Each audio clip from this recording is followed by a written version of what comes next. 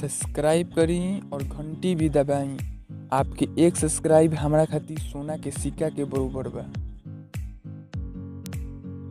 जय भोजपुरी, आप सबके टॉप 10 भोजपुरी चैनल में स्वागत करतानी। और आज आप सबके बीच में लेकर आगिल बनी एक और बड़ा रिपोर्ट। जो बड़ा रिपोर्ट जुड़ल बा यूपी के छोटा पवन सिंह जी के तरफ से। जी भी आप सबके बता दी कि यूपी के छोटा पवन सिंह कहे जाए वाला जिनकर नाम बा निर्भय प्रताप सिंह। जी भी आप सबके बता दी कि वो भी एक एक्टर हमें और पावर स्टार पवन सिंह के साथ बॉस फिल्म कर चुकल बाने और अगला फिल्म करे जा रहल बाने, जौन फिल्म के जोरों शोरों से तैयारी हो रहा बा, चाहे वो निर्भय प्रताप सिंह होखस या होखस पावर स्टार पवन सिंह जी। आप सबके बता दें कि वो फिल्म बहुत बड़ा बजट वाला फिल्म बने वाला बा, जो कि ये दोनों एक्टर दिल तोड़ मेहनत करत नज़र आ रहा बाने। आप सब वीडियो के माध्यम से देख सकता नहीं जा कि निर्भय प्रताप सिंह या छोटे पवन सिंह कितना ज़्यादा जिम में समय बितावत नज़र आ रहा बाने। काहे कि शपथ फिल्म में ज़बरदस्त बॉडी के मांग बा, उहे पर निर्भय प्रताप सिंह जिम में बहुत ही ज़्यादा पसीना बहावत नज़र आ रहा बाने।